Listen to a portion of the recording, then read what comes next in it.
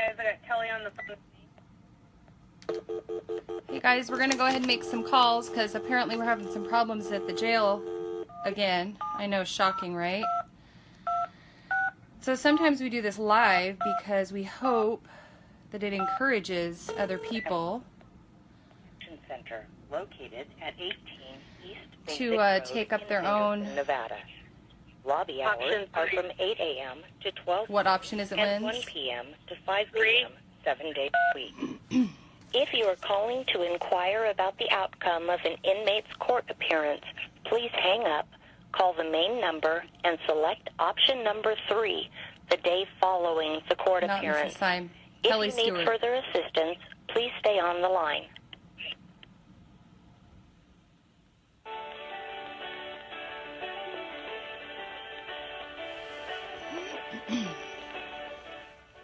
Thank you for calling the City of Henderson, a place to call home for nearly 294,000 residents, earning it the distinction as the second state of Nevada. Henderson City Jail, this is Thelma. May I help you? Hi there. I'm sorry. What was your name? My name is Thelma. Thelma? Yes. Hi, Thelma. My name is Kelli Stewart. Just to let you know, all of my phone calls are recorded. I'm calling because I have a concern about some friends, and I'm hoping that you can clarify and let me know that possibly these concerns are not true. Do you have a minute to do that? What's the name of the inmate? Well, there's a list of them. They all have trial tomorrow. It's Scott Drexler, Steve Stewart, Eric Parker, Josh Burleson, Richard Loveland, and Todd Engel. Okay, I'll have you talk to a sergeant. Just a moment. Great. I love sergeants. Thank you. We like sergeants. Sergeants are good. Thank you for calling the City So of if we don't Henderson, hold these people a place accountable, to you call guys, home they for just nearly continue abusing the people, and it 294,000 might not residents, matter to you now, earning but it it will when one of... This is Sergeant Thomas. Hi, Sergeant Thomas. My name is Kelli Stewart. All my phone calls are recorded, as I assume yours are as well. No. Okay, so I'm having some concerns, and it's kind of important because I have some friends that are going to trial tomorrow, and I'm understanding that they're not being granted the normal things that your facility grants people, which is a shower or an option for a shower once a day. There's a list of, 6 people going to trial tomorrow.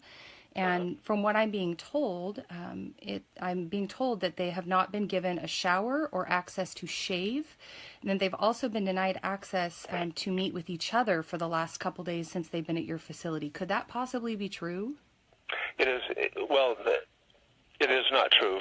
First of all, I went down to check on them, and they are all out on free time. So they have the option to take a shower if they desire. Okay, and what about to shave? Secondly, 5 out of the 6 are together in the same housing unit, and they were meeting together doing their legal work, plus they had an attorney visit this morning. Okay. The reason they were not given a razor is we only hand those out on certain days, and we're just treating them just like everybody else. So when our day comes up to shave, they will be issued a razor. Okay, but isn't it different if somebody's preparing for trial? They'll be going before juries tomorrow. I would assume that there would be some leniency there if somebody's preparing for court. Not necessarily. We just, if a judge orders us, or a judge has to order you to let them shave before trial. Believe it or not, we just give them the same. We treat them just like any other detainee in our facility, and we only hand out razors on certain days. Okay. And, well. Okay. And so it's not that we're trying to be mean-spirited. We do understand that they're going to court. Mm-hmm. The off-going sergeant briefed me on this. He said that he ran it by the lieutenant, and they both concurred that they would be given a razor on the regular days that we hand those out. We don't hand them out every day. I understand. Okay. It's every. It's been a while since I've worked that housing unit, but they have, I think it's 3 times a week, and they will be given a razor when everybody else gets one. Okay, so I can totally appreciate what you're saying, and if you want to keep things straight across the board, even though that's incredibly unfair to do when anybody has trial, to not let them prepare for trial, because they actually only came to your facility to prepare for trial. Otherwise, they would be back in prompt still. So the fact that they're not getting to shave, it's almost like they're screwed because they came to your facility for trial on the wrong day. So I guess in the future, we should make sure people are only transferred and have trial the day after that you would be assigning razors. That would make the most sense to me, because otherwise it seems like they end up getting the brunt end of the deal when they're going before a jury. I mean, I don't know about you, but you probably wouldn't want to be told by your wife you could only shave on Wednesdays if you need to report to work on Monday. That, you might not get the job that you're going for or whatnot. But at any rate, I do believe your facility is the facility that last year Ammon Bundy was transferred to and was actually chained up to a bench for 24 hours and not offered food. So while I can see that you want to keep things straight across the board, past experience tells me there have been times where you don't keep things straight across the board, and that sometimes people do get different treatment, because I assume you don't handcuff people to chairs for 24 hours as a regular, way of business. So that being said, is there any way that tonight some razors could get offered so that they could prepare for trial? It's always a possibility, yes. Okay, and then maybe in the future because I know they're going to have a week off in between jury selection and trial, what we will actually do is we'll have the attorneys request to the judge that they don't come to trial until it's the razor handout day at the jail. That would probably work best, because these juror members, they're actually determining their fate, and some of them are facing up to 100 years in jail. So them not looking like bums, because especially this is a Second Amendment case, so having them clean shaven and, well respectable looking is a really big deal. So if that's what you're saying we need to do, I guess we'll have to take that route and file a motion for the next hearing to be on your sheet. Well, there's a number of things you could do. I mean, I see when they go to court sometimes that they may request that they're in civilian clothes. If I'm given the instructions to give them a razor, I will absolutely do that. Okay. Otherwise, we're gonna treat them just like any other detainee in here. Okay. Yeah. What day do you give out razors so we know what day to file the motion for the hearing to be extended to? The thing is if you have a motion, I will give them a razor any day and any time. But otherwise, we hand it out 3 times a week. You have to file a motion for a raise to be clean shaven? No. I'm just saying if you want it on a day that we normally don't hand it off, we entertain that. But I'm just saying I'm just doing what I'm instructed. Let's just work around you guys, because it seems like that's kind of how this whole system works anyway. So what day is razor handout day? And we'll see if the judge will work around that. What day is that? I'm not going to give you that information. Well, how can we have them at your facility on that day? You know what? I will go down and talk to these inmates again. Okay. Your people. I will let them know. I will let them know which day the razors are handed out. Okay, so I will give them that information and let them know. But the thing is they're in an intake unit with 65 other inmates. Right. And if I hand out 6 razors, other people will think it's unfair. It's going to be a domino effect. So, other people might want to shave too. That would be awkward. I understand. No, it wouldn't be awkward. It's just we do have a schedule, and when you have 65 other people that want to shave, you're juggling. Yeah. Well, no. I'm just saying it just creates a domino effect. We do have a schedule, believe it or not, and we do follow it. And all I'm really telling you, we're simply following the schedule. Okay. But should I have instructions from administration or even a court order to make sure they're shaven before they go to court? I will absolutely honor that. What is the name of your superior that could give you those instructions that would then allow you to hand out the razors for these 6? Who's your superior? Well, today it would be Lieutenant Angel. Lieutenant Angel. Is that a man or a woman? It's a woman. That is a woman. Okay. So then she's not here currently. So really, I am running the jail. Okay, so you probably then, if you're running the jail, I would assume they would give you the authority to let these 6 shave. If you pulled them aside privately and said, you guys have trial tomorrow, we're going to go ahead and let you guys shave. This is jury selection week. and we understand you came in at an awkward time because it wasn't razor time, and we understand it's been a frustration for you. We can't always do this, but we'll let you go ahead and get cleaned up because Yes, that's the more I humane. absolutely, yes, I could do that, in fact, yes. Could you do that for me? It's been a really rough week for these guys, and facing 100 years is not something that, I would recommend for everybody. And, at times we just do things that are humane because they're humane. Could you? No, I definitely understand. I will not make any promises, but I will definitely consider it. Like I said, It was one of the items that was passed on to me by the oncoming sergeant. I will take a look at it, and then we'll go from there. Thank you. You're actually a fairly much easier person to speak to than some of the others. So then my next question is, why is Josh Burleson and Eric Parker separated from the rest of the group? You know what? I am not aware. I'm not familiar with those detainees. Okay. So I would have to check into their classification because here's my guess off the top of my head. I could be wrong on this, but they could be different classifications depending on their criminal history, depending on the type of arrest that they had. Because, somebody who shoplifts will be in one category.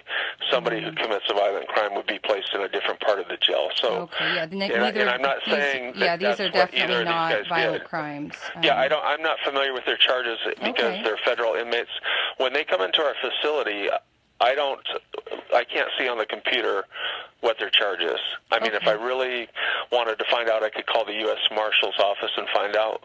However, I just don't do that. Yeah, so I'm just saying it's just a matter of classification. Every jail and prison in the country has a classification system where they do that. Yeah, I understand. It's kind of like that should make sense. It's kind of like dog tags on animals. I get it. So these two don't understand why they've been separated because at the last facility they were allowed to be with the rest of the group and prepare for trial.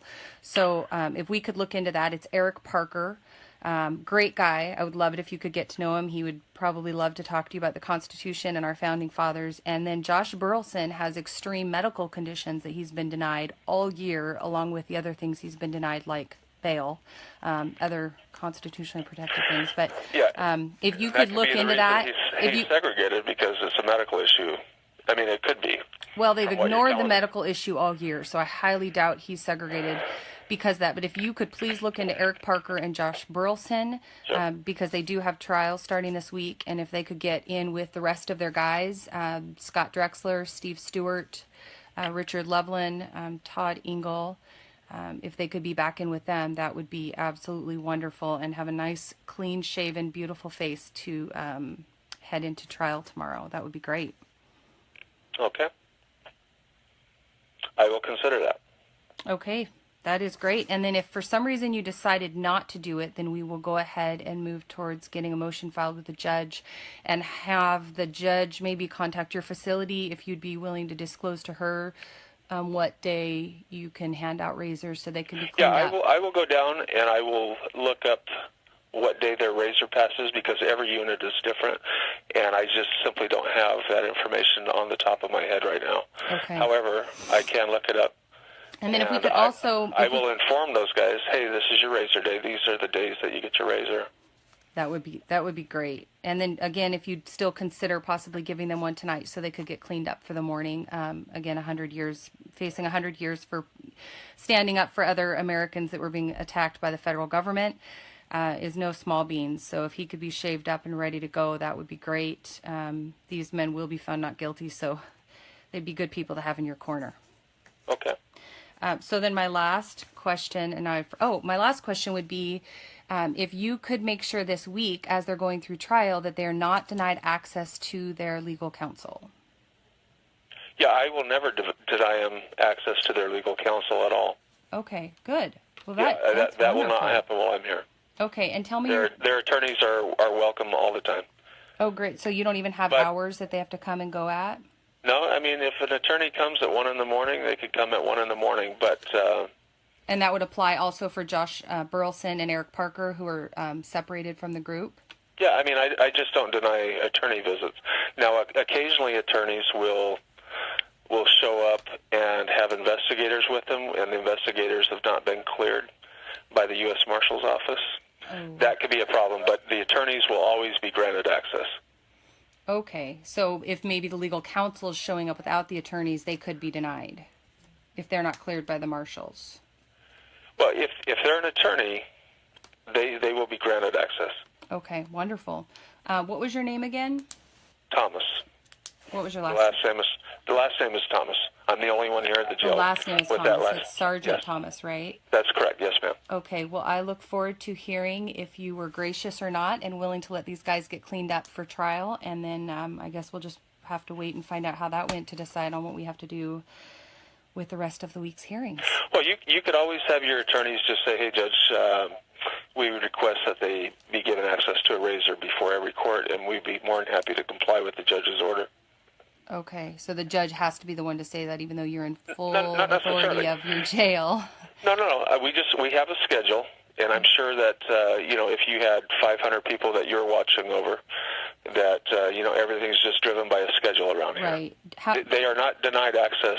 How many of them each day have trial? Is this on any given day? Well, we have several courts. I mean, right. We have federal courts, we have muni courts, we have justice district court.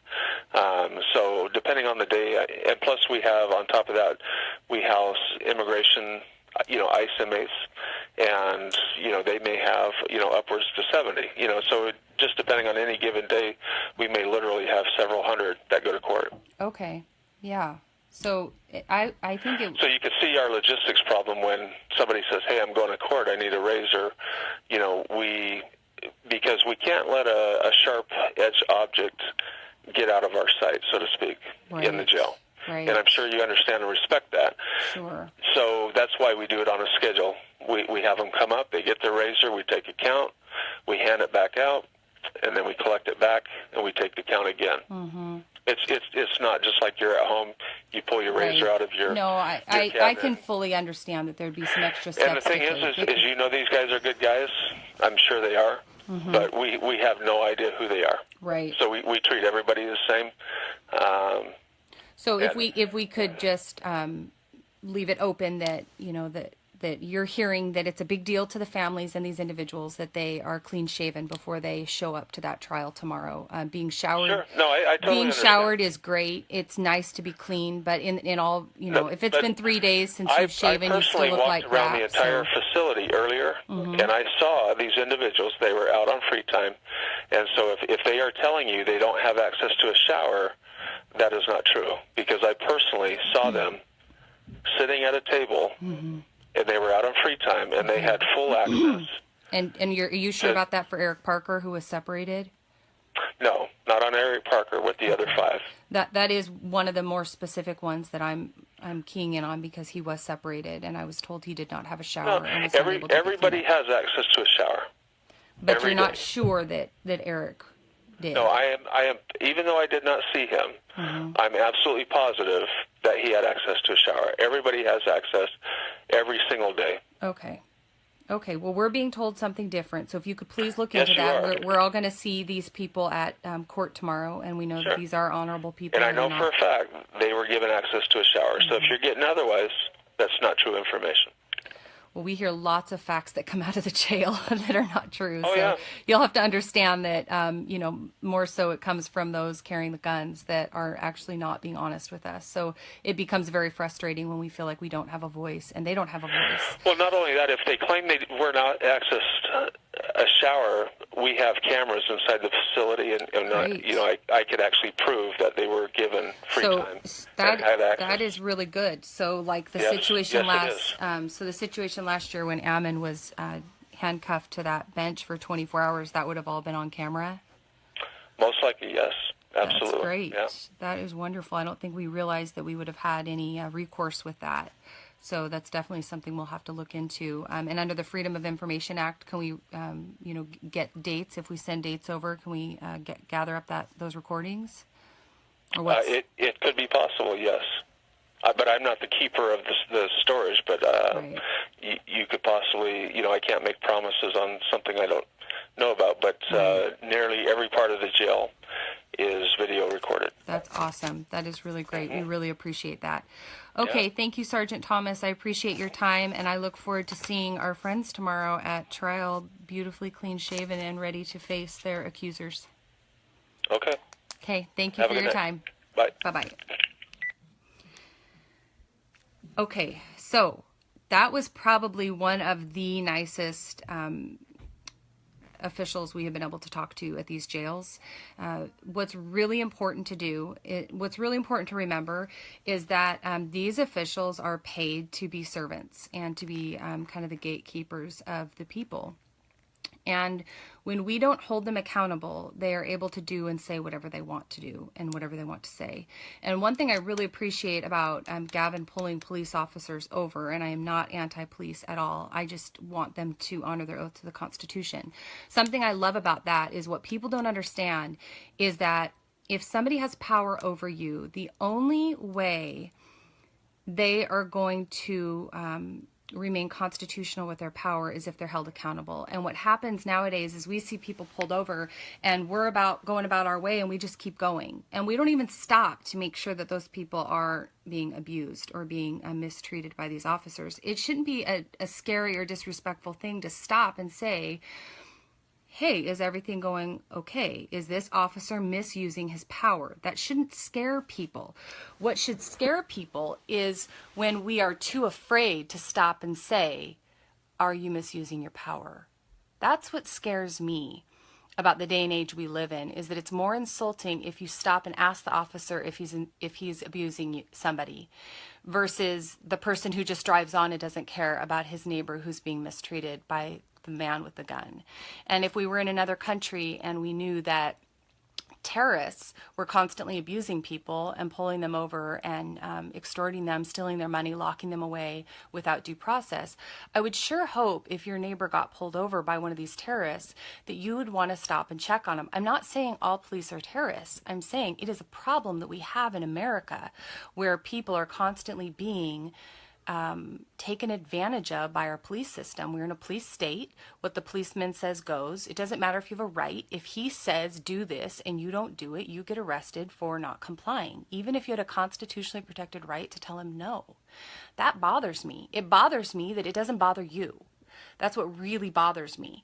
These people have been getting mistreated all week between this jail and the last jail. There's been sexual assault allegations that are coming out as to what these guards are doing.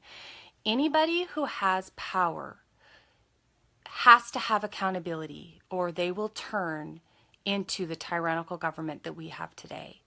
The secrets, the hidden doors, the I can't help you, somebody else, that's somebody else's department, that's not my job, that's not what I'm supposed to do. Put yourself in these families' positions. If you went to the store and you said, where's the milk? And they said, I'm sorry, I'm the clothing department. Okay, can you tell me where to go? No, I'm sorry, I can't help you with that. And you wander around the store more and you say, where's the milk?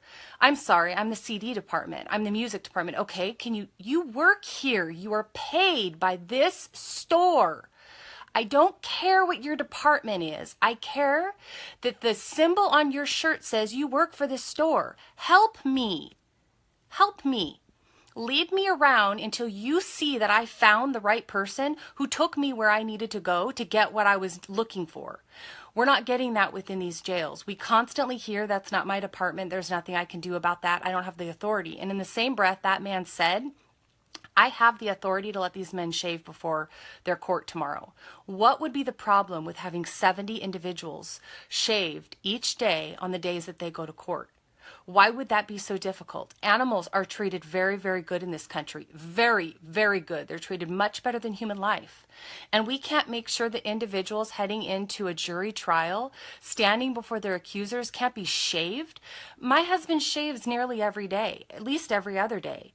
He would have a fit if I told him, I'm sorry, one day a week you can shave, and if you have to go before your boss or this major company and pitch this big deal and you don't get to shave because it's not the right day. I understand these people are incarcerated, but these are detainees. They have not been proven guilty of a crime. They're innocent until proven guilty. We should be fighting to protect their rights because at any moment it could be you in there. And this is one of the smaller issues that we're having right now with them not being allowed to shower and shave. He needs to look into Eric Parker and Josh Burleson. They need to be shaved tomorrow and be cleaned and ready to come face their accusers. We need you guys to make calls whenever these things come up. We need you to show up to the court hearings. We need you to write to your elected officials. Whatever area you feel you can do, that's what I want you to do. If you're disabled and can't leave your home, pick up the phone and make some calls. If you can't make some calls, get on the computer and type. If you can't type, wheel yourself down to the closest courthouse and ask people, are you being abused here? Because the only thing that is going to keep people in power from becoming tyrannical is accountability. We should not be afraid of accountability. If we are afraid of accountability, it tells me we're already past the point of being abused. We're already in trouble just for asking them if we can hold them accountable. You guys were really far gone, but we can get this back. We can really do our part to be a voice for the people who can't speak up for themselves. This is one small little piece of the puzzle. We have lots of work to do. One person, one president is not going to restore this nation. It's going to take every one of us holding them accountable and taking on our responsibility for liberty to make a change. So let's work together. Let's stop attacking each other. Let's know that we're fighting for equal rights for all people. You guys, this isn't just one group of people. We want every single person who's innocent until proven guilty to have the same rights as the people that we're fighting for, that we care about right now. So go out and love your neighbors yourself, guys. Thanks for watching.